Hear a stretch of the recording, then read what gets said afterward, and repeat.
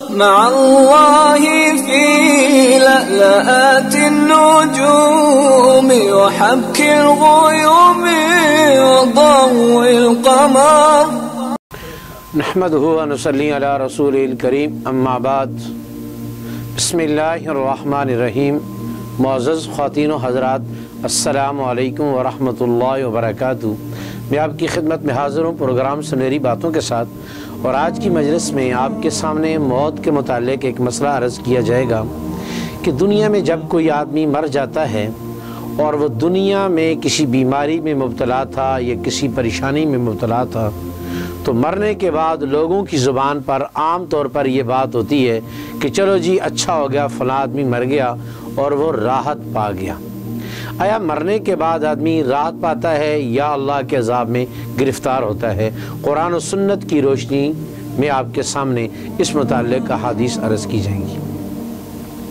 گزارش ہے کہ حضرت ابو قتادہ رضی اللہ تعالیٰ عنہ فرماتے ہیں کہ نبی کریم صلی اللہ علیہ وسلم نے فرمایا مرنے والوں کی دو قسمیں ہیں، ایک وہ ہے کہ جو راحت پا جاتا ہے اور ایک وہ ہے کہ جو راحت دے جاتا ہے۔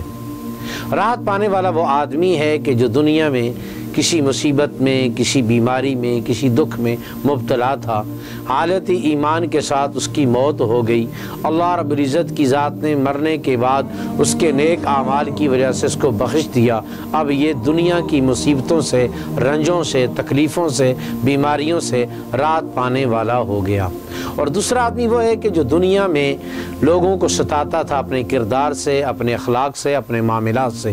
ہر اعتبار سے لوگوں کے لیے باعث تکلیف بنا ہوا تھا، تو ایسا آدمی راحت دینے والا ہو گیا۔ یہاں تک کہ نبی علیہ السلام نے فرمایا کہ اس کے مرنے سے جنگل کے شیر کو بھی راحت مل جاتی ہے،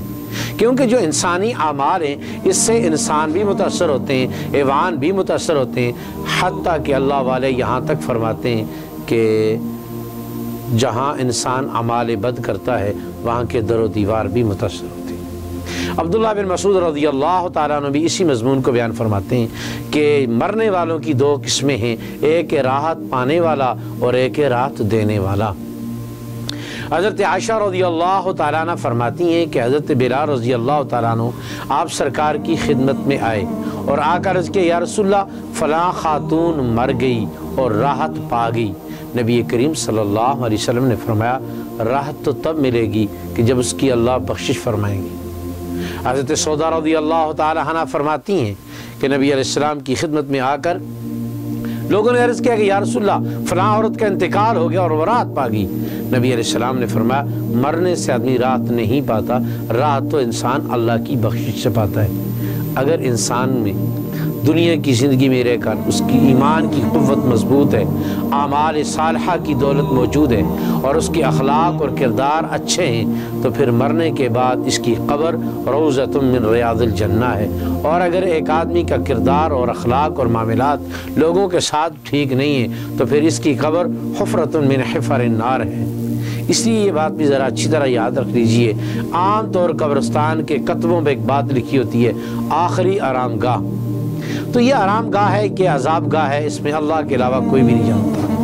اگر اس کے اعمال اچھے ہیں تو وہ پھر اس کے لیے آرام گاہ ہے، اور اگر اس کے اعمال اچھے نہیں تو پھر اس کے لیے وہ عذاب گاہ ہے۔ آخرت کے حالات کو دنیا میں سے کوئی انسان بھی نہیں معلوم کر سکتا، اس لیے ہمیں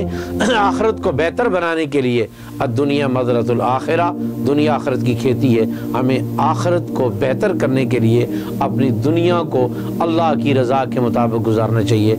تو اس کے لیے ضروری ہے کہ ہم اپنی دنیا کی زندگی کو غنیمت سمجھیں اور ایمان اور اعمال صالحہ کی ترتیب کے مطابق گزاریں۔ انشاءاللہ مرنے کے ساتھ ہی اللہ دنیا کے غموں سے بھی نجات نصیب فرما دیں گے، مرنے کے ساتھ ہی اللہ آخرت کی بھی سارے عذابوں سے نجات نصیب فرما دیں گے۔ اللہ رب العزت کی ذات مجھے اور آپ سب کو ان خوش نصیبوں میں بنا دے جو مرنے کے بعد ہمیشہ کے لیے اللہ کی ناراضگی سے راحت پا جاتے ہیں۔ السلام علیکم ورحمۃ اللہ وبرکاتہ۔